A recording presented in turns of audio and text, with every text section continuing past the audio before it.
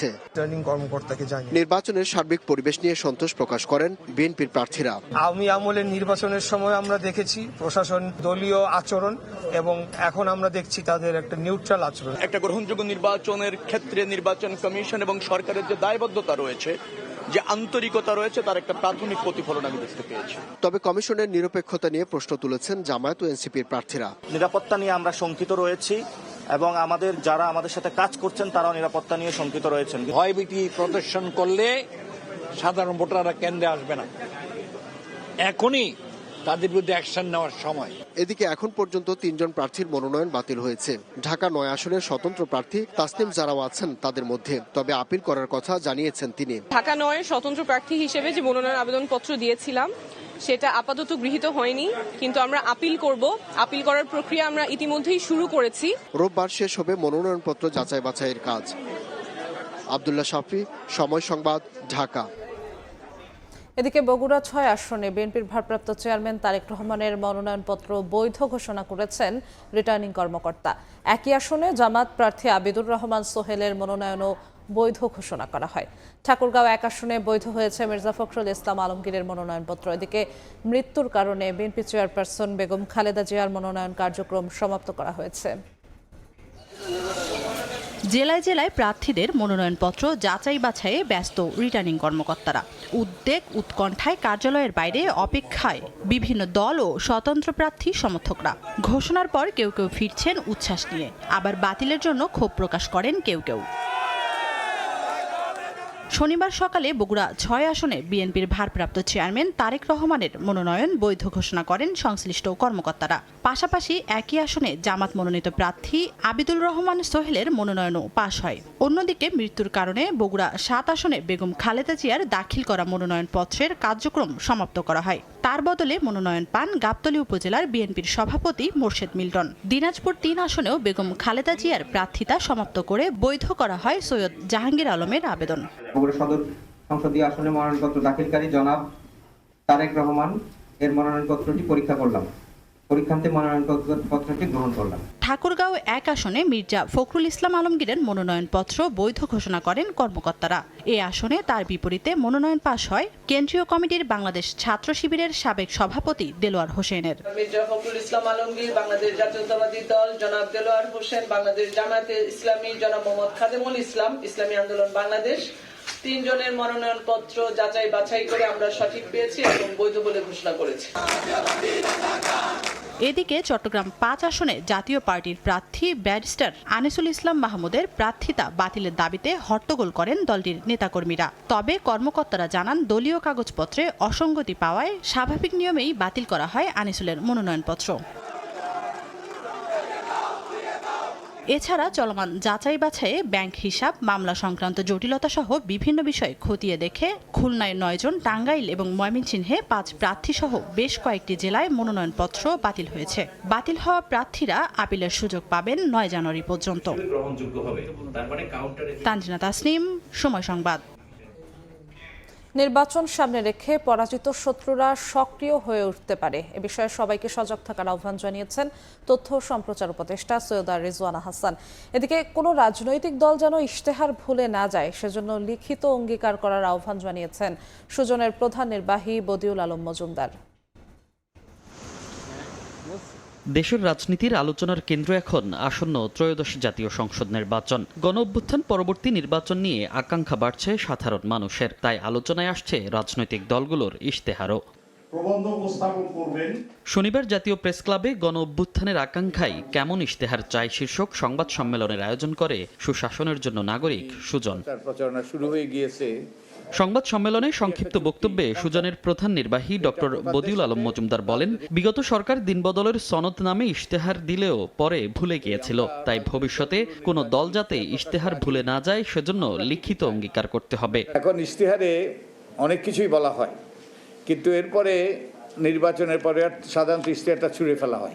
ভবিষ্যতে যেন এটা আদালতে যাওয়ার সুযোগ হয় এবং আদালতে মানুষ তাদেরকে প্রশ্ন করার সুযোগ হয় আদালতে গিয়ে, যে তারা যে ইশতেহার তারা প্রকাশ করেছে সে কতটুকু তারা বাস্তবায়ন করেছে। যেগুলোর ভিত্তিতে গণভোট হবে সেই ব্যাপারে আমরা আমাদের রাজনৈতিক দলগুলোর সুস্পষ্ট অবস্থান চাই। তারা এই কাঠামোগত সংস্কারের হ্যাঁ ভোটের পক্ষে না ভোটের পক্ষে। এদিকে সিলেটে পিআইবি আয়োজিত নির্বাচন বিষয়ক কর্মশালার উদ্বোধনী অনুষ্ঠানে তথ্য ও সম্প্রচার উপদেষ্টা রিজওয়ানা হাসান বলেন, নির্বাচন সামনে রেখে পরাজিত শক্তি সক্রিয় হয়ে উঠতে পারে। সবাইকে এ বিষয়ে সজাগ থাকার আহ্বান জানান তিনি। একটা স্বৈরাচারী শাসন ব্যবস্থা যখন থাকে তখন সকল ব্যবস্থাতেই তার লোকজন ঢুকে পড়ে, মনস্তত্ত্ব ওরকম হয়ে যায়। সেটার বিপরীতে দাঁড়িয়ে আমরা এই নির্বাচনটা আয়োজন করছি একটা গণ অভ্যুত্থানের শক্তির উপর দাঁড়িয়ে। সেখানে পরাজিত শক্তি কিছু বাধার সৃষ্টি করতে পারে, সে বাধাগুলো আমাদেরকে মোকাবেলা করতে হবে। সুষ্ঠু নির্বাচনের পাশাপাশি নির্বাচনে জনগণের অংশগ্রহণ জরুরি বলেও মন্তব্য করেন উপদেষ্টা রিজওয়ানা। মনির হোসাইন, সময় সংবাদ, ঢাকা। প্রয়াত বিএনপি চেয়ারপারসন বেগম জিয়ার প্রতি শ্রদ্ধা জানাতে সমাধিতে মানুষের ঢল। আপসহীন নেত্রীর দেখানো পথে দেশকে এগিয়ে নেয়ার প্রত্যয় সবার কণ্ঠে। কারাগারে ইচ্ছাকৃত ভুল চিকিৎসা দিয়ে বিএনপি চেয়ারপারসনকে মৃত্যুর দিকে ঠেলে দেওয়ার অভিযোগ বিএনপি নেতাদের। বেগম জিয়ার মৃত্যুতে 3 দিনের রাষ্ট্রীয় শোক শেষ, চলছে 7 দিনের দলীয় শোক। ঘন কুয়াশা আর শীত উপেক্ষা করে ভোর থেকেই প্রয়াত বিএনপি চেয়ারপারসনের সমাধিতে শ্রদ্ধা জানাতে উপস্থিত মানুষ। বেলা বাড়ার সঙ্গে বাড়তে থাকে মানুষের ঢল। শুধু রাজধানী নয়, দূর দূরান্ত থেকেও এসেছেন অনেকে। শ্রদ্ধা নিবেদন শেষে দোয়ায় অংশ নেন আগতরা। বেগম খালেদা জিয়ার আদর্শে নতুন প্রজন্ম দেশকে এগিয়ে নেবে এমন প্রত্যাশা সবার। স্বৈরাচার এরশাদ বিরোধী আন্দোলন থেকে তিনি সংগ্রাম করে নিজেকে এক অনন্য উচ্চতায় প্রতিষ্ঠিত করেছেন। এত ত্যাগ তিতিক্ষার পরে আল্লাহ তাআলা তাকে যে কি সম্মানের সাথে মৃত্যু দিয়েছে, এটা আসলে বিরল। বেলা 11টায় মির্জা আফরোজা আব্বাসের নেতৃত্বে বেগম খালেদা জিয়ার কবরে ফুলেল শ্রদ্ধা জানায় জাতীয়তাবাদী মহিলা দল। পরে দোয়া করেন তারা। এ সময় বিএনপির সিনিয়র যুগ্ম মহাসচিব রুহুল কবির রিজভী বলেন, কারাগারে ইচ্ছাকৃতভাবে ভুল চিকিৎসা দিয়ে বেগম জিয়াকে মৃত্যুর দিকে ঠেলে দেওয়া হয়েছে। অনেক সংকট, চাপ, হুমকির মুখেও জনগণকে ছেড়ে না যাওয়ার যে দৃষ্টান্ত, সেটা দেশনেত্রী বেগম খালেদা জিয়া তিনি দেখিয়েছেন। দুপুরের পর বেগম খালেদা জিয়ার সমাধিতে শ্রদ্ধা জানায় জাতীয়তাবাদী শ্রমিক দল। এ সময় স্থায়ী কমিটির সদস্য নজরুল ইসলাম খান বলেন, শহীদ রাষ্ট্রপতি জিয়াউর রহমান ও বিএনপি চেয়ারপারসন বেগম খালেদা জিয়া সবসময় শ্রমিকদের কথা ভেবেছেন। শহীদ রাষ্ট্রপতি জিয়াউর রহমান নিজেকে শ্রমিক বলে ঘোষণা করে আমাদের সবাইকে সম্মানিত করেছিলেন। দেশনেত্রী বেগম খালেদা জিয়াও শ্রমজীবী মানুষের জন্য অনেক কিছু করেছেন। সন্ধ্যায় বেগম জিয়ার সমাধিতে শ্রদ্ধা জানায় বাংলাদেশ জাতীয়তাবাদী ছাত্রদল। শ্রদ্ধা জানানো শেষে আপসহীন নেত্রীর আদর্শকে সামনে রেখে কাজ করার অঙ্গীকার করেন তারা। আমরা দেশ নেত্রী বেগম খালেদা জিয়ার আদর্শ অনুপ্রাণিত হয়ে বাংলাদেশপন্থী রাজনীতিকে সমুন্নত রাখার জন্য আমরা আপসহীনভাবে জনাব তারেক রহমানের পাশে থাকব। বেগম জিয়ার কবরে শ্রদ্ধা জানান জাতীয়তাবাদী যুবদল, ঢাকা মহানগর উত্তর সহ বিএনপির বিভিন্ন অঙ্গ সংগঠনের নেতারা। মাইমুনা হায়দার চৌধুরী, সময় সংবাদ, ঢাকা। বেগম জিয়ার শোক সন্তপ্ত পরিবারের প্রতি সমবেদনা জানিয়েছেন টেলিভিশন মালিকদের সংগঠন অ্যাটকো নেতারা। এদিকে বিএনপির ভারপ্রাপ্ত চেয়ারম্যানের সঙ্গে বৈঠক করেছেন সংখ্যালঘু নেতারা। তাদের উদ্দেশ্যে তারেক রহমান বলেন, সব ধর্মের মানুষের জন্য সমান অধিকার নিশ্চিত করবে তার দল। অন্যদিকে বিএনপির ভারপ্রাপ্ত চেয়ারম্যানের নবনিযুক্ত প্রেস সচিব জানান, জবাবদিহির সরকার গঠনের জন্য পূর্ব শর্ত দায়িত্বশীল সংবাদ মাধ্যম। জনগণের পক্ষ থেকে সেটি প্রতিষ্ঠার চেষ্টা করবে বিএনপি। প্রয়াত বিএনপি চেয়ারপারসন বেগম খালেদা জিয়ার স্মৃতি বিজড়িত গুলশান কার্যালয়ে তার মৃত্যুতে চলছে শোক। শনিবার সন্ধ্যায় টেলিভিশন মালিকদের সংগঠন অ্যাটকোর 7 সদস্যের প্রতিনিধি দল আসেন বিএনপি চেয়ারপারসনের গুলশান কার্যালয়ে। এ সময় তারা শোক বইয়ে স্বাক্ষর করেন। পরে আলাপ করেন দলের মহাসচিব মির্জা ফখরুল ইসলাম আলমগীরের সঙ্গে। শোক বইয়ে স্বাক্ষর শেষে অ্যাটকোর পক্ষ থেকে জানানো হয়, কার্যালয়ে উপস্থিত বিএনপি মহাসচিবের সঙ্গে অনানুষ্ঠানিক বৈঠকে সমবেদনা জানিয়েছেন তারা। তার পরিবারের প্রতি আমাদের সমবেদনা থাকবে, সেটাও আমরা লিখেছি, এবং আগামী দিনে হয়তো আমরা একটা সুন্দর বাংলাদেশ দেখতে পাবো আমাদের রাজনীতিবিদদের নেতৃত্বে, এটা আমরা আশা প্রকাশ করি। আমরা সবাই শোকাহত, মর্মাহত এবং ওনার আত্মার মাগফিরাত কামনা করি। দেশ যেন ওনার যে মঠো বা ওনার যে দিক নির্দেশনা ছিল সেইভাবে যেন দেশ এগিয়ে যাক। এদিকে দায়িত্ব পাওয়ার পর বিএনপির ভারপ্রাপ্ত চেয়ারম্যানের নবনিযুক্ত প্রেস সচিব জানিয়েছেন, জনগণের কাছে দায়বদ্ধ ও জবাবদিহির সরকার গঠনের পূর্বশর্ত দায়িত্বশীল স্বাধীন গণমাধ্যমের জন্য কাজ করবে বিএনপি। একটা গণতান্ত্রিক সরকার প্রতিষ্ঠা করার জন্য পূর্ব শর্ত হচ্ছে একটা দায়িত্বশীল গণতান্ত্রিক স্বাধীন সংবাদ মাধ্যম, গণমাধ্যম। দায়িত্বশীল স্বাধীন সংবাদ মাধ্যম দরকার, আর আমরা সেই জন্য কাজটা করব। শোক জানাতে আসেন হিন্দু বৌদ্ধ খ্রিস্টান ঐক্য পরিষদের সদস্যরা। মতবিনিময় করেন বিএনপির ভারপ্রাপ্ত চেয়ারম্যান তারেক রহমানের সঙ্গে। আলোচনা হয় দেশব্যাপী চলা সাম্প্রদায়িক সহিংসতা নিয়ে। এ সময় বিএনপি মিডিয়া সেলের আহ্বায়ক জানান, ধর্মীয় বিভাজন নয়, বরং সব ধর্মের মানুষের জন্য সমান অধিকার নিশ্চিতের প্রতিশ্রুতি দিয়েছেন তারেক রহমান। তারা বলেছেন যে আমরা শুধু লেখার জন্য লিখব না, যেটা লিখব সেটা আমরা অবশ্যই বাস্তবিত করব। একটা মানবিক বাংলাদেশ, গণতান্ত্রিক বাংলাদেশ, অসাম্প্রদায়িক বাংলাদেশ প্রতিষ্ঠার জন্য তারা আমাদেরকে আশ্বস্ত করেছে। সংখ্যালঘু এবং সংখ্যাগুরু এই বিভাজনটির ভিতরে উনি যেতে চান না। উনি বাংলাদেশের সকল নাগরিক সমান অধিকারে ভোগ করে, এটাই তিনি বিশ্বাস করতে চান, এবং সবারই একটা এবং এক অভিন্ন পরিচয়। আমরা সবাই বাংলাদেশি, সবার আগে বাংলাদেশ, এই কথার উপরে তিনি প্রতিষ্ঠিত থাকতে চান। এদিকে বেগম জিয়ার জন্য 3 দিনের রাষ্ট্রীয় শোক শেষ হওয়ার প্রেক্ষিতে নিজের ভেরিফাইড ফেসবুক ও এক্স অ্যাকাউন্টে প্রধান উপদেষ্টার নেতৃত্বে উপদেষ্টা পরিষদ, অন্তর্বর্তী সরকার, সরকারের সব বাহিনী এবং রাষ্ট্রের গুরুত্বপূর্ণ ব্যক্তিদের প্রতি কৃতজ্ঞতা জানিয়ে পোস্ট দিয়েছেন বিএনপির ভারপ্রাপ্ত চেয়ারম্যান তারেক রহমান। পাশাপাশি বাংলাদেশের জনগণের প্রতি জানিয়েছেন গভীর অভিবাদন। মুরসালিন হক জুনায়েদ, সময় সংবাদ, ঢাকা। শহীদ শরীফ ওসমান হাদী হত্যার বিচারের দাবিতে মার্চ ফর ইনসাফ কর্মসূচি শুরু করেছে ইনকিলাব মঞ্চ। রাজধানীর ফার্মগেট থেকে ট্রাকে করে শাহবাগে আসে মার্চ। নেতারা বলেন, 7 জানুয়ারি হাদী হত্যাকাণ্ডের চার্জশিট দাখিলের আগ পর্যন্ত এই কর্মসূচি চালিয়ে যাবেন তারা। এর মধ্যে 4 দফা দাবি নিয়ে কয়েকটি রাজনৈতিক দলের সঙ্গে বসবে ইনকিলাব মঞ্চ। সেখান থেকেই বড় আন্দোলনের ঘোষণা আসতে পারে।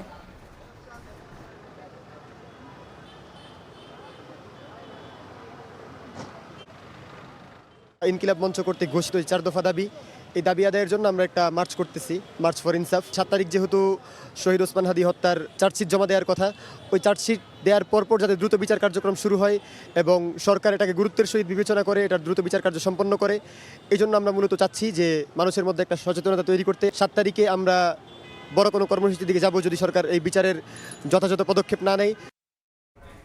তীব্র ঠান্ডা ও হিমেল হাওয়ায় স্থবির জনজীবন, বেশি বিপাকে পড়েছেন খেটে খাওয়া মানুষ। আবহাওয়া অফিস বলছে, এ মাসে 2 থেকে 3 দফায় মাঝারি থেকে তীব্র শৈত্যপ্রবাহ হতে পারে। তাপমাত্রা নামতে পারে 4 ডিগ্রি সেলসিয়াসে। কুয়াশার চাদরে ঢাকা ভোরের সূর্য, সঙ্গে কনকনে হিমেল হাওয়ায় বাইরে বের হওয়া দায়। তীব্র শীতে বিপর্যস্ত হয়ে পড়েছে জনজীবন। সবচেয়ে বিপাকে পড়েছেন নিম্ন আয়ের খেটে খাওয়া মানুষ। রাজধানীর ছিন্নমূল মানুষেরাও আছেন চরম কষ্টে। খড়কুটো জ্বালিয়ে শীত নিবারণের চেষ্টা করছেন অনেকে। 4 বছরের থেকে এই বছর শীত বেশি পড়ছে। যারা ধরেন মনে করেন গরিব মানুষ আছে, যারা ফুটপাতে থাকে, আমাদের থেকে তারা অনেক কষ্টে আছে। শীতের লেগে গাড়ি গুড়ি চালাইতে পারতাছি না, লেগে আগুন ধরায় আগুন পোয়াইতাছি। এবারে অনেক শীত বলে নতুন রাস্তায় আপনার মাল পাওয়া যাচ্ছে কম দামে, আমি কিনতেছি। শীতের জন্য সকাল থেকে এখন তো বাড়ে না, আসি পুরান কাপড় কিনতে, কিন্তু যদি সুযোগ পাই বনে তাহলে নিব আর। আবহাওয়া অধিদপ্তর জানিয়েছে, ঢাকায় শনিবার তাপমাত্রা নেমেছে 12.5 ডিগ্রি সেলসিয়াসে, যা রাজধানীতে চলতি মৌসুমের সর্বনিম্ন তাপমাত্রা। আবহাওয়া পূর্বাভাস বলছে, হাড় কাঁপানো শীতের প্রকোপ থাকতে পারে সপ্তাহখানেক। বর্তমান যে অবস্থা বিরাজ করছে, তাতে এই অবস্থাটা আগামী 4-5 দিন অব্যাহত থাকবে, অর্থাৎ সামান্য পরিবর্তনের মধ্যে দিয়ে এরকমই থাকবে, হয়তো কখনো কিছুটা কম কিছুটা বেশি, তবে উল্লেখযোগ্য পরিবর্তনের সম্ভাবনা আপাতত নেই। জানুয়ারিতে তাপমাত্রা 4 ডিগ্রি সেলসিয়াসে নামার পাশাপাশি মাঝারি থেকে তীব্র শৈত্যপ্রবাহের শঙ্কাও রয়েছে বলে জানিয়েছে আবহাওয়া অধিদপ্তর। শবনব নিবিড়, সময় সংবাদ, ঢাকা। এদিকে সারা দেশে জেঁকে বসেছে শীত। হিমেল হাওয়ায় কাঁপছে উত্তরের জনপদ। হাসপাতালে বাড়ছে ঠান্ডাজনিত রোগী, ব্যাহত হচ্ছে বড় আবাদ। আজ দেশের সর্বনিম্ন তাপমাত্রা 9 ডিগ্রি সেলসিয়াস রেকর্ড করা হয়েছে পাবনা, রাজশাহী ও নওগাঁয়। ঘন কুয়াশায় ঢাকা পড়েছে চারপাশ, জেঁকে বসেছে শীত। হাড় কাঁপানো ঠান্ডায় স্থবিরতা নেমে এসেছে জনজীবনে। হিমেল হাওয়া ও কনকনে বাতাসে কাঁপছে উত্তরের জনপদ। তাপমাত্রার পারদ নেমেছে 9 ডিগ্রির ঘরে। ভোর থেকে ঝরছে কুয়াশা, সেই সঙ্গে বৃষ্টির মতো পড়ছে শিশির। দেশে আজ সর্বনিম্ন তাপমাত্রা 9 ডিগ্রি সেলসিয়াস রেকর্ড করা হয়েছে রাজশাহী, পাবনার ঈশ্বরদী ও নওগাঁর বদলগাছিতে। খুবই সমস্যা, স্বল্পলের খাওয়া পড়া ঠিক মতো দেওয়া পারতেছি না। এইরকম কুয়াশা হলে কি করব আমরা? ভোরবেলায় বাড়া হয়েছে, কোনো কাজ কাম নেই, মানে হাত পা চলিচ্ছে না, হেভি ঠান্ডা। সপ্তাহ ধরে চলা বৈরী আবহাওয়ায় চরম বিপাকে খেটে খাওয়া নিম্ন আয়ের মানুষ। আয় কমেছে রিকশা ও ভ্যান চালকদের। প্রয়োজন ছাড়া ঘর থেকে বের হচ্ছেন না সাধারণ মানুষ। এছাড়া তীব্র ঠান্ডায় ব্যাহত হচ্ছে বড় আবাদও। চলাফেরা খুব কষ্ট করতে হয়, শীতের অনেক কাপড় পরছি তারপরও শীত করে। কনকনে ঠান্ডায় হাসপাতালে বাড়ছে ঠান্ডাজনিত রোগীর সংখ্যা। শয্যার তুলনায় 3 গুণ রোগী ভর্তি আছেন হাসপাতালে। সবচেয়ে বেশি আক্রান্ত হচ্ছেন শিশু ও বৃদ্ধরা। বাচ্চারা মাসে বাসায় একটা নোংরা জিনিস গালাই দিল, ওখান থেকে আবার ডায়রিয়া হয়ে যেতে পারে, এটাই স্বাভাবিক। কিন্তু বেড থাকলে, তার উপরে থাকলে বাচ্চারার সমস্যা হয় না। আবহাওয়া অধিদপ্তরের তথ্য মতে রাজশাহী, পাবনা, নওগাঁ, সিরাজগঞ্জ, নীলফামারী, কুড়িগ্রাম, যশোর, চুয়াডাঙ্গা ও কুষ্টিয়া জেলাসমূহের উপর দিয়ে মৃদু শৈত্যপ্রবাহ বয়ে যাচ্ছে এবং তা অব্যাহত থাকতে পারে। তানজিল হাসনাত, সময় সংবাদ। NEIR সিস্টেমে নিজের নামে 30-40টি মুঠোফোন দেখে সাধারণ মানুষকে চিন্তিত না হতে বলেছে সরকার। প্রধান উপদেষ্টার বিশেষ সহকারী ফয়েজ আহমদ তৈয়ব জানান, সিস্টেম অপারেটররা এযাবৎকালের সব তথ্য অন্তর্ভুক্ত করায় এই সমস্যা, যা সমাধানের চেষ্টা চলছে। শুধু সচল মুঠোফোনের সংখ্যা দেখানো হবে, তবে কিছুটা সময় লাগবে। কর ফাঁকি ও অপরাধ দমনে মোবাইল ফোন নিবন্ধন বাধ্যতামূলক করতে গেল বৃহস্পতিবার থেকে চালু হয়েছে NEIR সিস্টেম। এই সিস্টেম চালুর পর NEIR এর ওয়েবসাইটে গিয়ে নিজের নামে মুঠোফোন সংখ্যা যাচাই করতে গিয়ে 30 থেকে 40টি করে হ্যান্ডসেটের তথ্য পাচ্ছেন গ্রাহক, যা নিয়ে বিস্মিত ও চিন্তিত অনেকেই। নিরাপত্তাগত ঝুঁকিগুলো যদি শনিবার সময় সংবাদকে প্রধান উপদেষ্টার বিশেষ সহকারী ফয়েজ আহমদ তৈয়ব জানান, মোবাইল অপারেটররা হিস্টোরিক ডেটা বা এ যাবৎকালের সব তথ্য সিস্টেমে তুলেছে। তাদের কাছ থেকে 300 কোটির বেশি ডেটা সেট পাওয়া গেছে। তবে স্থানান্তরের তারিখটা বর্তমান সময় দেখানোয় অনেকের NID-তে সচল সিম বা হ্যান্ডসেটের সংখ্যা বেশি দেখাচ্ছে। ধীরে ধীরে পুরনো উপাত্ত ব্যাকগ্রাউন্ডে আর্কাইভ করে শুধু বর্তমানে সচল মুঠোফোনের সংখ্যা দেখানো হবে। গত 10 বছরে ব্যক্তির সিমে যতগুলো ডিভাইস অ্যাক্টিভেট করা হয়েছে, প্রত্যেকটা ডিভাইসের ডেটা দেখিয়েছি। তো ধীরে ধীরে হিস্টোরিক ডেটাটা আমরা ব্যাকগ্রাউন্ডে আর্কাইভ করে নিয়ে যাব। বর্তমানে যে সচল যে নাম ডিভাইসগুলো আছে সেগুলোকে আমরা তালিকায় দেখাবো।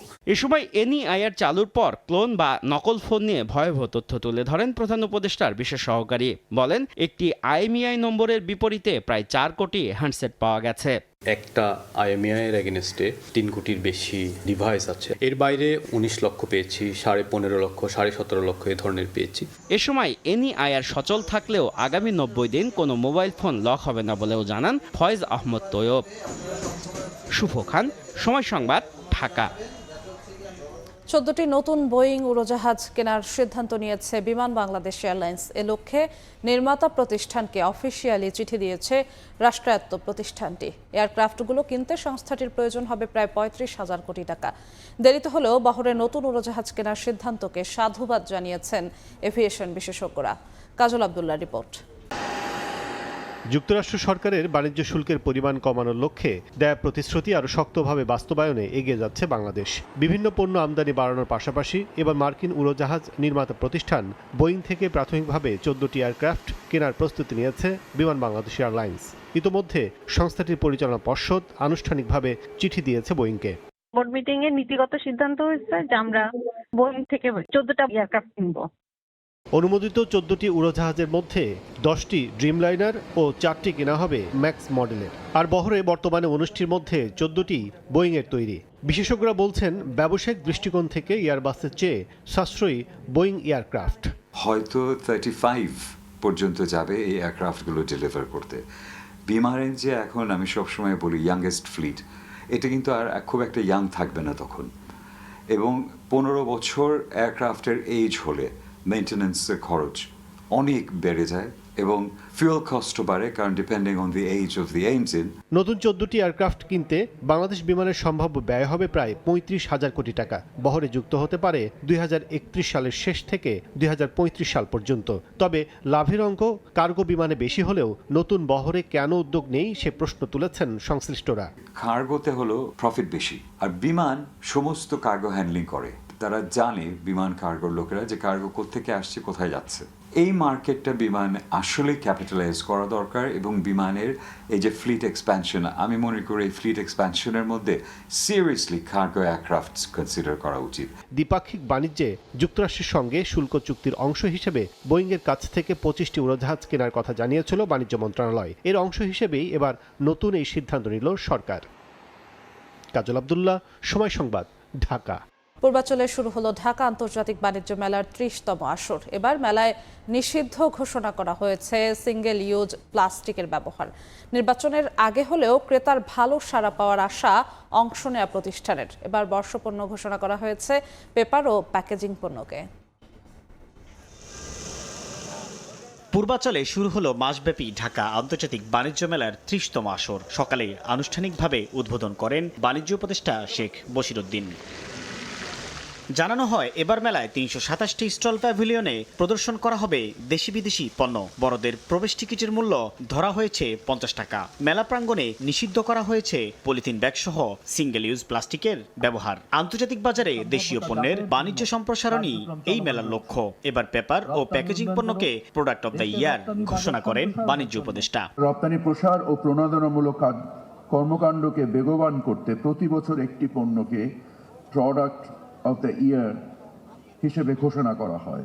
এবার পেপার এবং প্যাকেজিং প্রোডাক্টকে 2026 সালের প্রোডাক্ট অফ দ্য ইয়ার হিসেবে ঘোষণা করছি। এ সময় আমদানি রপ্তানি বাণিজ্য বাড়াতে কঠোর নীতিমালা থেকে বের হওয়ার তাগিদ দেন ব্যবসায়ীদের শীর্ষ সংগঠন এফবিসিসিআই এর প্রশাসক। আমরা আশা করব বর্তমান সরকার ট্রেড ফ্যাসিলিটেশনকে আরো বেশি গুরুত্ব দিয়ে দেখবে। আমরা ব্যবসায়ীরা চট্টগ্রাম বন্দরে এবং বিভিন্ন বিমানবন্দরে আমাদের পণ্যের উঠানামা এবং পণ্য ছাড়করণে আমরা আরো বেশি সুযোগ পাবো। উদ্বোধনের পর দর্শনার্থীদের জন্য খুলে দেওয়া হয় মেলার গেট। ব্যবসায়ীদের প্রত্যাশা, মেলার ব্যবসায় প্রভাব ফেলবে না নির্বাচন কেন্দ্রিক কর্মকাণ্ড। তো সামনে একটা নির্বাচন জাতীয় একটা ইয়া আছে, তো না কোনো পরিবর্তন দেখছি না। Considering whatever is going on in the country at the moment, I think এরকম একটা জিনিস মানুষকে অনেকটা শান্তি আর আনন্দ দিতে পারবে। একটা সুখ গেছে, তো ইনশাল্লাহ এটা কাটাই ইনশাল্লাহ ভালো হবে, আশাবাদী আমরা। সাবেক প্রধানমন্ত্রী ও বিএনপি চেয়ারপারসন বেগম খালেদা জিয়ার মৃত্যুতে রাষ্ট্রীয় শোক পালনের জন্য এবার মেলা 2 দিন পর শুরু হলেও আয়োজক সংস্থা এপিপি জানিয়েছে শেষ হবে 31 জানুয়ারিতেই। সাইফুল ইসলাম, সময় সংবাদ, ঢাকা। নিরাপদ নগর গড়তে রাজধানীতে বুয়েট উদ্ভাবিত 3 চাকার স্বল্প গতির ব্যাটারি চালিত রিকশার পাইলট কর্মসূচির উদ্বোধন করা হয়েছে। উদ্বোধনী অনুষ্ঠানে সড়ক পরিবহন ও সেতু উপদেষ্টা জানান, রাজধানী থেকে ব্যাটারি চালিত রিকশা তুলে নেওয়া হবে না। শ্রমজীবী মানুষকে সম্পৃক্ত করেই নিরাপদ নগর গড়তে ই রিকশা প্রকল্প বাস্তবায়নের কথা জানান স্থানীয় সরকার উপদেষ্টা। রাজধানীতে প্যাডেল এবং ব্যাটারি চালিত 2 ধরনের রিকশা চলাচল করে। সাধারণ রিকশার চেয়ে ব্যাটারি চালিত রিকশার বেশি গতির কারণে ঝুঁকিপূর্ণ হিসাবে পরিচিত এই বাহন ঠেকাতে বিভিন্ন সময়ে উদ্যোগ নেওয়া হয়েছে। বাহনটি বন্ধে আদালতের নির্দেশ সত্ত্বেও আন্দোলনের মুখে তা বাস্তবায়ন সম্ভব হয়নি। এর ফলে ট্রাফিক ব্যবস্থাপনায় ব্যাটারি চালিত রিকশা একটি বড় সমস্যা হয়ে দাঁড়িয়েছে।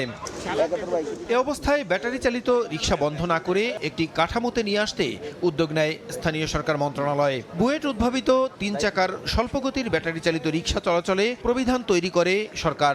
অবশেষে শনিবার সকালে রাজধানীর আফতাবনগরে ব্যাটারি চালিত এই রিকশার পাইলটিং কর্মসূচির উদ্বোধন করা হয়। যে সকল মানুষ অনুষ্ঠানে সিটি কর্পোরেশন ও স্থানীয় সরকার বিভাগের কর্মকর্তারা জানান, নিরাপদ চলাচলে ই রেজিস্ট্রেশন ও চালকদের প্রশিক্ষণ ছাড়া ঢাকার রাস্তায় ব্যাটারি চালিত রিকশা চলতে দেওয়া হবে না। ডিএমপির যে যতগুলো সংখ্যা নির্ধারণ করে দিবেন, তার বাহিরের কোনো রিকশা কখনোই এটা দেওয়া হবে না। চালক ভাইয়েরা প্রশিক্ষণ পাচ্ছেন, তাদেরকে আমাদের এই নেটওয়ার্কে অন্তর্ভুক্ত করা তাদেরকে ডাটাবেসে অন্তর্ভুক্ত করে এই কাজগুলো আমাদের চলছে। সড়ক পরিবহন উপদেষ্টা জানান, প্রথমে নির্দিষ্ট এলাকায় এবং পর্যায়ক্রমে পুরো শহরে ই রিক্সা চালু করা হবে। শ্রমজীবী মানুষকে সম্পৃক্ত করেই নিরাপদ নগর গড়তে এই প্রকল্প বাস্তবায়নের কথা জানান স্থানীয় সরকার উপদেষ্টা। রিক্সার পেছনে একটা পরিবার আছে, একটা জীবিকা আছে, এটা আমরা চাইলেই কিন্তু এটা উঠে দিতে পারি না। ট্রেডিশনাল রিক্সাটাকে প্রযুক্তি ব্যবহার করে একটা শৃঙ্খলা আনার আর চেষ্টা করা হবে। শ্রমজীবী মানুষ, বিশেষ করে যারা রিক্সা চালক, তাদের কিভাবে উন্নত প্রশিক্ষণ দিয়ে পরিবহন বা চলাচল ব্যবস্থাকে নিরাপদ করা যায়। বুয়েটের নকশা করা ব্যাটারি চালিত নতুন এই রিক্সা রাস্তায় চলাচলে এ পর্যন্ত প্রায় 24,000 রিক্সা চালককে প্রশিক্ষণ দেওয়া হয়েছে। প্রসূন আশিস, সময় সংবাদ, ঢাকা। বাণিজ্য, কৃষি, ওষুধ রফতানি সহ বিভিন্ন খাতে ব্রাজিলের সঙ্গে 18টি চুক্তি করতে যাচ্ছে বাংলাদেশ। আগামী মার্চ বা এপ্রিলে দেশটির পররাষ্ট্র সচিবের বাংলাদেশ সফরকালে চুক্তিগুলো চূড়ান্ত হবে বলে জানিয়েছেন ব্রাজিলে নিযুক্ত বাংলাদেশের রাষ্ট্রদূত। বিশেষজ্ঞরা বলছেন, বাংলাদেশি পণ্য প্রবেশে উচ্চমাত্রার শুল্ক কমানো গেলে অপার বাণিজ্যিক সম্ভাবনা কাজে লাগানো সম্ভব। ব্রাজিল থেকে ফিরে বিস্তারিত জানাচ্ছেন প্রসূন আশিস। পাহাড়, সমুদ্র আর জলাভূমির অপরূপ সৌন্দর্যের দেশ ব্রাজিল। মিল রয়েছে বাংলাদেশের প্রকৃতির। দুদেশের সুসম্পর্ক থাকলেও বাড়েনি বাণিজ্য। ব্রাজিল থেকে সয়াবিন তেল, চিনি, তুলা, পশুখাদ্য ও চামড়াজাত পণ্য আমদানির বিপরীতে দেশটিতে স্বল্প পরিসরে অল্প কিছু পণ্য রপ্তানি করে বাংলাদেশ। তৈরি পোশাক, ওষুধসহ বিভিন্ন পণ্য রপ্তানির সম্ভাবনা আটকে আছে ভাষাগত জটিলতা, দূরত্ব ও পরিবহন ব্যয়ে। সঙ্গে বাংলাদেশি পণ্য প্রবেশে উচ্চমাত্রার শুল্কের কারণে ব্রাজিলের সঙ্গে বাণিজ্য ঘাটতি বাড়ছেই। ব্যবসায়ী ও বিশেষজ্ঞরা বলছেন, সমস্যা দূর করা গেলে খুলে যেতে পারে বাণিজ্যের অপার সম্ভাবনা। এই মুহূর্তে বাংলাদেশের রপ্তানি বাড়ানোর কোনো বিকল্প নাই। রেডিমেড গার্মেন্টস ব্রাজিলের বাজারে না, শুধু এন্টার মার্কাসুর কান্ট্রিগুলোতে অ্যাবাউট 35% ডিউটির একটা বিষয় আছে। ব্রাজিলের সঙ্গে বাণিজ্য বাড়াতে এরই মধ্যে 12টি চুক্তি চূড়ান্ত পর্যায়ে, আর 6টি নিয়ে আলোচনা চলছে। এক্ষেত্রে জনশক্তি ও ওষুধ রপ্তানিকে প্রাধান্য দেওয়া হচ্ছে বলে জানান ব্রাজিলে নিযুক্ত বাংলাদেশের রাষ্ট্রদূত।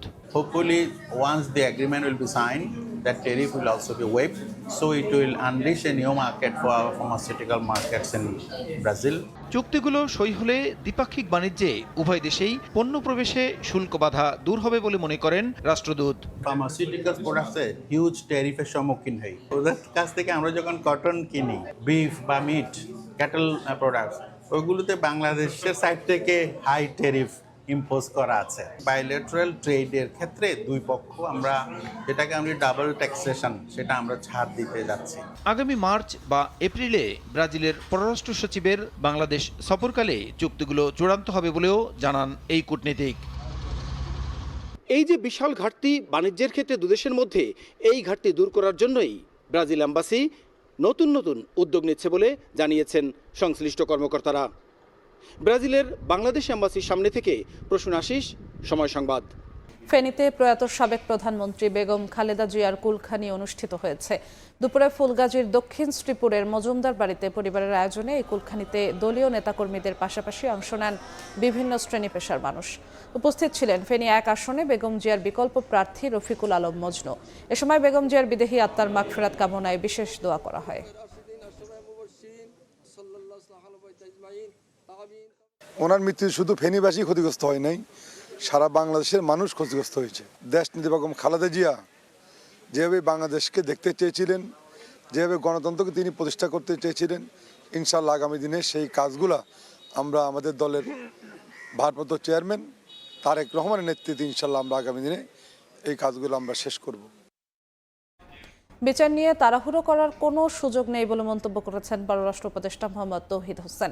শনিবার দুপুরে মুন্সিগঞ্জ জেলা প্রশাসকের সম্মেলন কক্ষে মত বিনিময় সভা শেষে একথা বলেন তিনি। ওসমান হাদি হত্যায় জড়িতদের দেশে ফেরত আনার চেষ্টা চলছে বলেও জানান উপদেষ্টা। বিচার হচ্ছে এমন একটা জিনিস যেটা নিয়ে তাড়াহুড়া করার কোনো সুযোগ নেই, তবে অবশ্যই আমরা চেষ্টা করবো ফেরত নিয়ে আসতে। এখনও কিন্তু আমরা 100% নিশ্চিন্তভাবে বলতে পারছি না, অন্তত হোম থেকে আমাকে এটা বলে না যে অমুকখানে আছে সে গিয়ে। আমরা ইন্ডিকেশন পেয়েছি ইন্টারোগেশন থেকে যে তারা সম্ভবত পার হয়ে গেছে। তো খুব সুনির্দিষ্ট জায়গা যদি আমরা আইডেন্টিফাই করতে পারি তাহলে বলতে পারতাম ভারতকে যে অমুকখানে আছে তাকে ধরে দিয়ে দাও।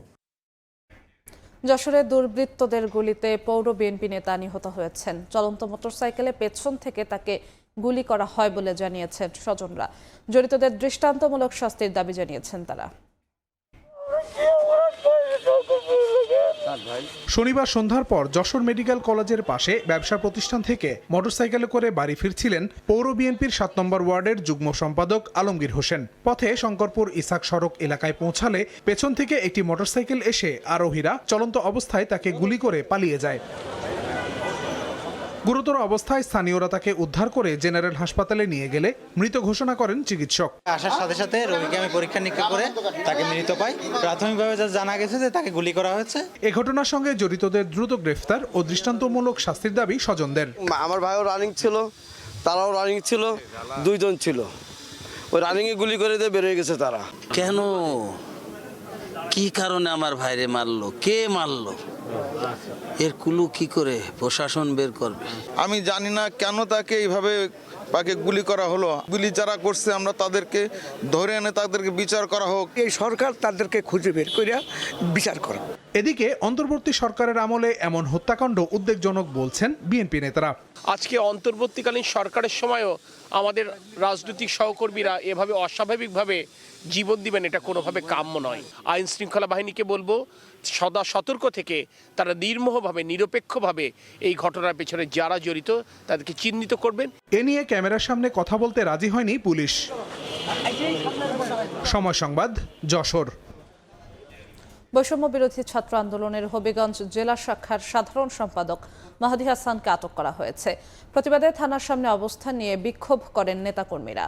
বিষয়টি নিশ্চিত করেন পুলিশ সুপার ইয়াসমিন খাতুন। জানান, সন্ধ্যায় শায়েস্তানগরে আত্মীয়ের বাসা থেকে মাহাদি হাসানকে আটক করে গোয়েন্দা পুলিশ। এদিকে মাহাদি হাসানের আটকের খবরে সদর থানার সামনে অবস্থান নিয়ে বিক্ষোভ করেন বৈষম্য বিরোধী ছাত্র আন্দোলনের নেতাকর্মীরা।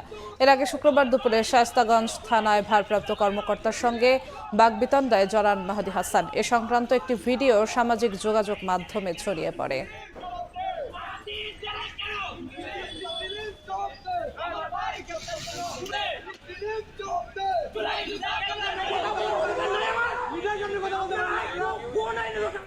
সুন্দরবনে ঘুরতে গিয়ে 3 পর্যটক অপহৃত হয়েছেন। স্থানীয় প্রশাসন জানায়, শুক্রবার বিকেলে চাঁদপাই রেঞ্জের ঢাংমারি এলাকায় গোলকানন রিসোর্ট মালিক 4 পর্যটক সহ নৌকায় চড়ে বনের খালে ঘুরতে বের হলে বনদস্যুরা তাদের অপহরণ করে।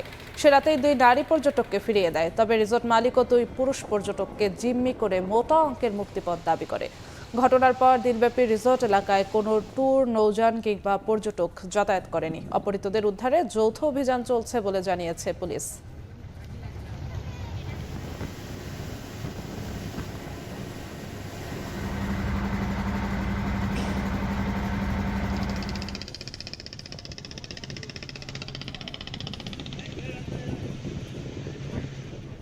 সাপ্তাহিক ছুটিতে পাহাড়ে বাড়ছে পর্যটকের সমাগম। আলুটিলা, রিছাং ঝর্ণা, জেলা পরিষদ পার্ক সহ খাগড়াছড়ির বিভিন্ন স্পটের সৌন্দর্য দেখে মুগ্ধ ভ্রমণ পিপাসুরা।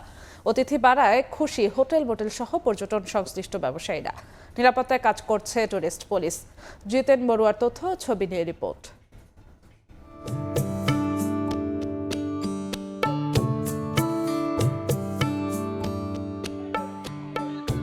পাহাড়, অরণ্য, ঝিরি, ঝর্ণা নিয়ে পার্বত্য জেলা খাগড়াছড়ি।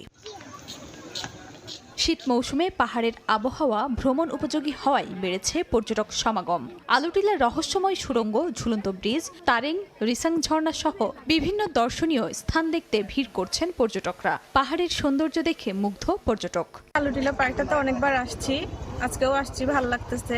ঠান্ডা ঠান্ডা একটা ভাব, সুন্দর প্রাকৃতিক ভিউ, এটা অনেক ভালো লাগতেছে। এবং আমরা আসলে অফিস থেকে কলিগরা মিলে প্রায় আমরা 20 জনের মতো আসছি। দেখতে খুব সুন্দর, সেই জন্যই বারে বারে এখানে আসি। আলুটিলা গুহা, তারপরে যে হর্টিকালচার পার্ক, প্রত্যেকটাই খুব সাজানো গোছানো। ঝুলন্ত ব্রিজে ঘোরাঘুরি করলাম, অনেক ভালো লাগছে।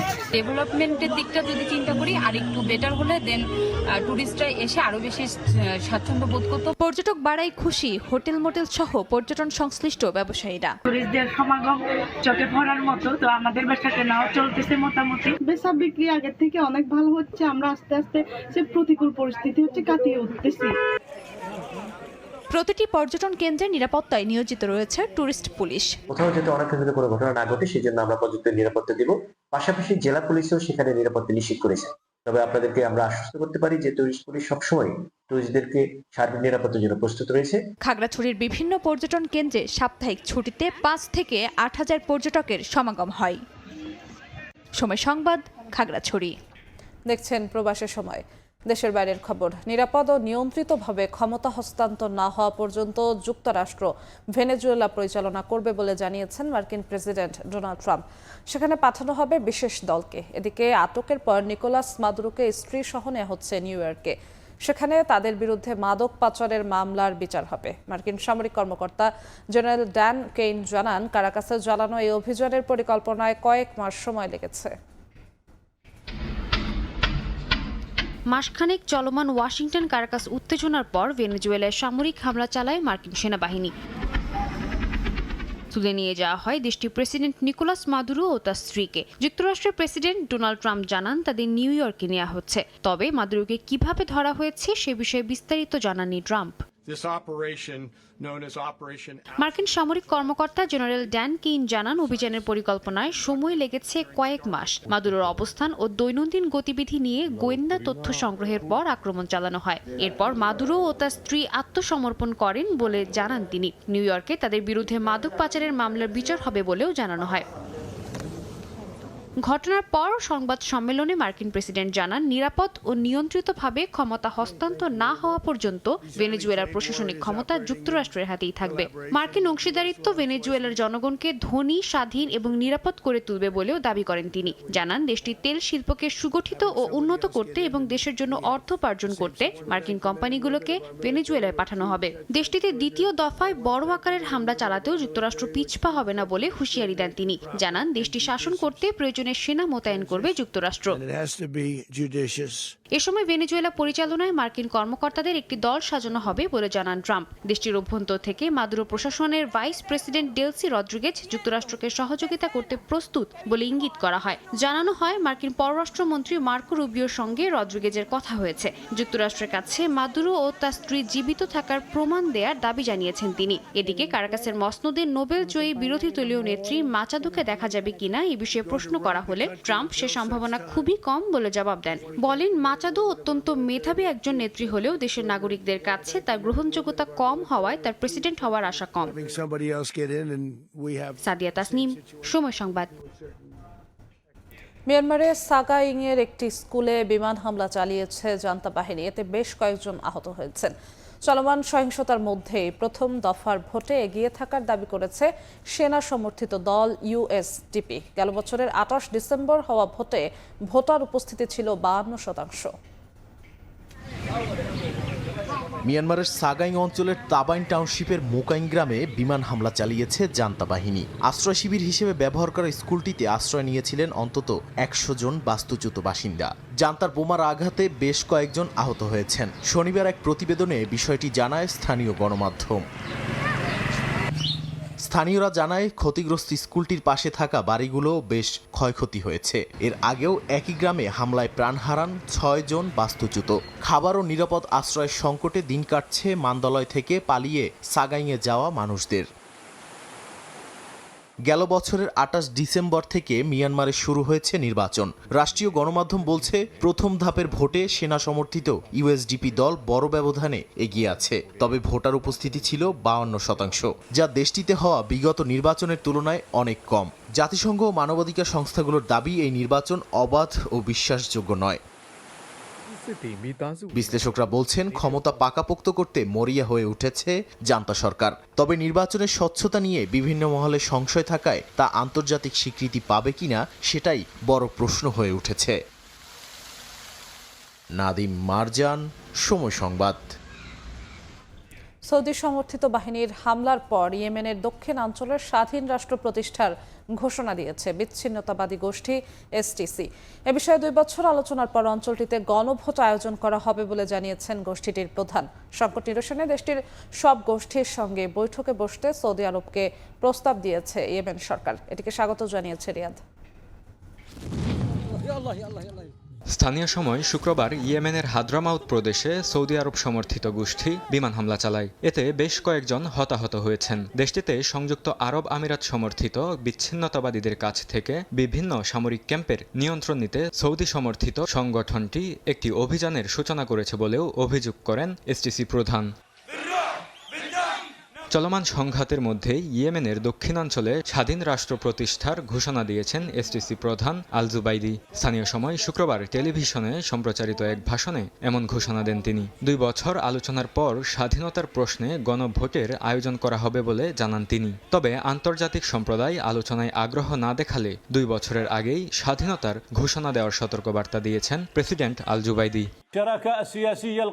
আমরা শান্তিপূর্ণভাবে দাবি আদায় করতে চাই। যদি আন্তর্জাতিক সম্প্রদায় আলোচনার আগ্রহ না দেখায় অথবা ফের যদি ইয়েমেনের দক্ষিণাঞ্চলে কোনো ধরনের হামলা হয় তাহলে আমরা 2 বছরের অপেক্ষা করব না, তার আগেই স্বাধীনতার ঘোষণা করব। এসটিসির এমন ঘোষণার পর সৌদি আরবের পররাষ্ট্র মন্ত্রণালয় ইয়েমেনের দক্ষিণাঞ্চলের দলগুলোকে রিয়াদে একটি বৈঠকে আমন্ত্রণ জানিয়েছে। সমস্যা সমাধানে দেশটিতে আন্তর্জাতিকভাবে স্বীকৃত সরকারের অনুরোধকে স্বাগত জানিয়েই এমন সিদ্ধান্ত নিয়েছে বলে জানায় তারা।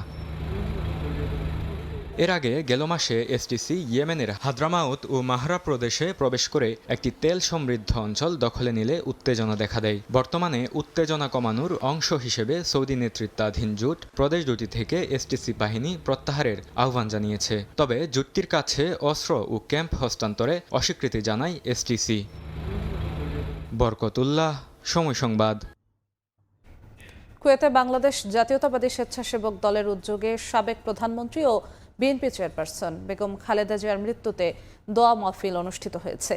অনুষ্ঠানে দলীয় নেতাকর্মীরা মরহুমার বিদেহী আত্মার মাগফিরাত কামনা করে বিশেষ দোয়া ও মোনাজাতে অংশ নেন। অনুষ্ঠানের সভাপতিত্ব করেন সংগঠনের সিনিয়র যুগ্ম আহ্বায়ক মোহাম্মদ রফিকুল ইসলাম আজাদ, সদস্য সচিব লায়ন শাহজালাল তালুকদার মোহন ও যুগ্ম আহ্বায়ক আবু সালেহের যৌথ সঞ্চালনায় অনুষ্ঠানে পবিত্র কুরআন তেলাওয়াতের মাধ্যমে কার্যক্রম শুরু হয়। এতে কেন্দ্রীয় আন্তর্জাতিক বিষয়ক সম্পাদক মোহাম্মদ সেলিম এবং সৌদি আরবের মদিনা থেকে কুয়েত স্বেচ্ছাসেবক দলের আহ্বায়ক ফাইজুর রহমান সুমন ভার্চুয়ালি যুক্ত হয়ে বক্তব্য দেন। এছাড়া কুয়েত বিএনপির সিনিয়র নেতা শোয়েব আহমেদ, চূর্ণ মোল্লা সহ আরও নেতাকর্মীরা উপস্থিত ছিলেন।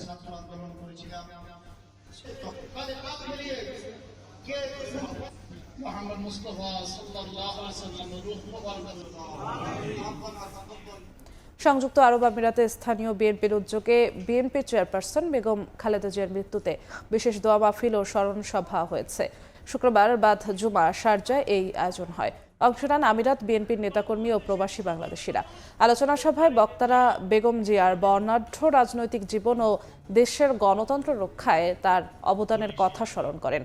তার মৃত্যুতে দেশ ও জাতির যে অপূরণীয় ক্ষতি হয়েছে তা কখনোই পূরণ হবার নয় বলে জানান বক্তারা। এদিন শহীদ রাষ্ট্রপতি জিয়াউর রহমানের রুহের মাগফিরাত কামনায় দোয়া করা হয়।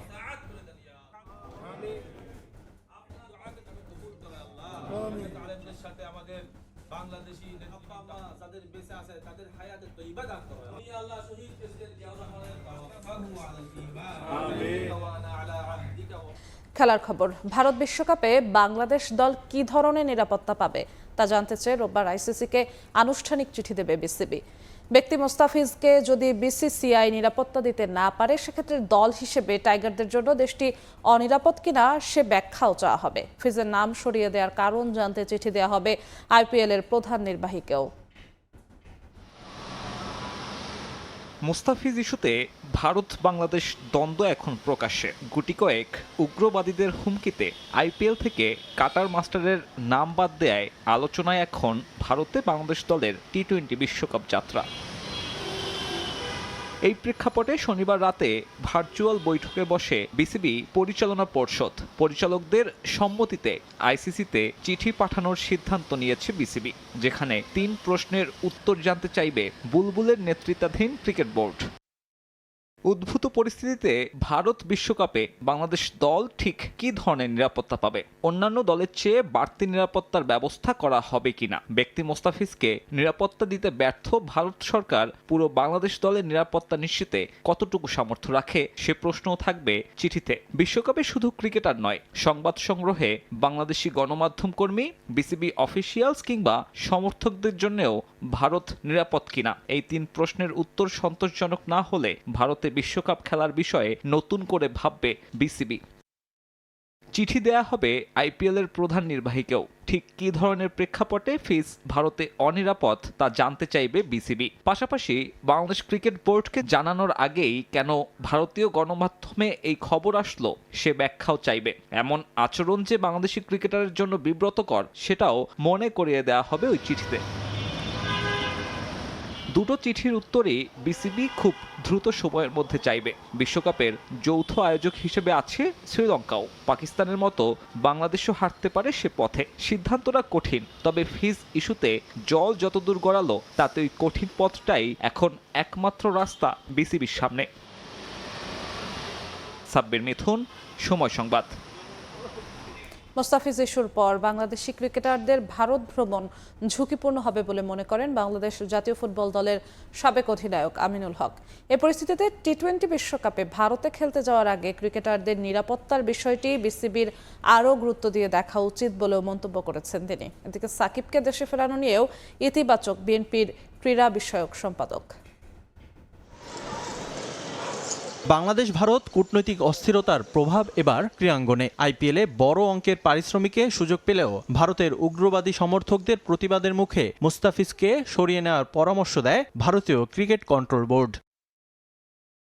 বিসিসিআইয়ের নির্দেশ অনুযায়ী শেষ পর্যন্ত আনুষ্ঠানিকভাবে কাটার মাস্টারকে এবারের মৌসুমের স্কোয়াড থেকে সরিয়ে দিয়েছে কেকেআর। এমন সিদ্ধান্তে প্রভাব পড়েছে দেশের ক্রীড়াঙ্গনে। এই ঘটনায় দেশের ভাবমূর্তি ক্ষতিগ্রস্ত হয়েছে বলে মনে করে বিসিবিকে আরও দায়িত্বশীল হওয়ার আহ্বান জানিয়েছেন বিএনপির ক্রীড়া বিষয়ক সম্পাদক এবং সাবেক ফুটবল দলের অধিনায়ক আমিনুল হক। কেন আজকে ধর্মীয় ইস্যুকে সামনে রেখে কলকাতাতে মুস্তাফিজকে ঢুকতে দেওয়া হবে না, মুস্তাফিজকে রিলিজ দিয়ে দেওয়া হয়েছে, এই বিষয়টা আমার মনে হয় যে আমাদের ক্রিকেট বোর্ডেরও দায়িত্ব রয়েছে। ক্রিকেট বোর্ড এই দায়িত্ব চাইলেই এড়াতে পারবে না।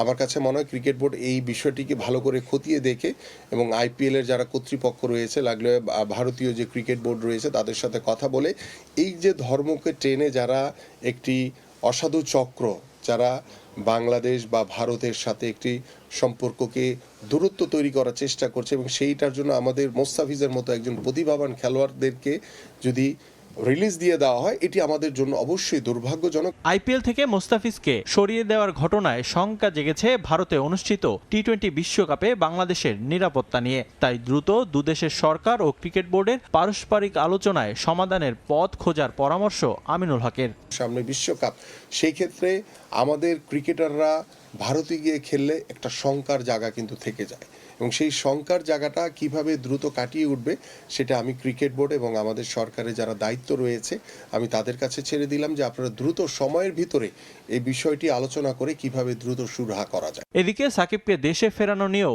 ইতিবাচক বিএনপির ক্রীড়া বিষয়ক সম্পাদক। তার দ্বারা যদি রাষ্ট্র যদি ক্ষতিগ্রস্ত হয়ে থাকে সেটার জন্য তার বিরুদ্ধে মামলা হয়েছে, তো সেটা রাষ্ট্র আমার কাছে মনে হয় সেটা তদন্ত করে যাচাই বাছাই করে যদি তার কোনো সংশ্লিষ্টতা না থাকে তাহলে আমি মনে করি যে সাকিবের মতো ক্রীড়াবিদকে, সাকিবের মতো ক্রিকেটারকে অবশ্যই বাংলাদেশে ফিরে আনা উচিত।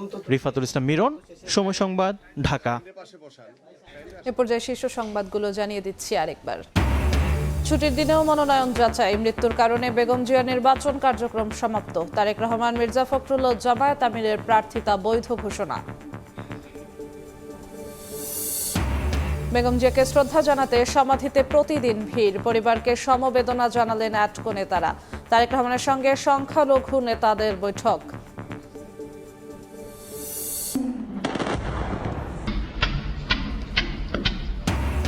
নতুন সরকার গঠন পর্যন্ত ভেনেজুয়েলা পরিচালনার ঘোষণা ট্রাম্পের। স্ত্রীসহ প্রেসিডেন্ট মাদুরোকে আটক করে নেওয়া হচ্ছে যুক্তরাষ্ট্রে। রাশিয়া সহ বিভিন্ন দেশের নিন্দা।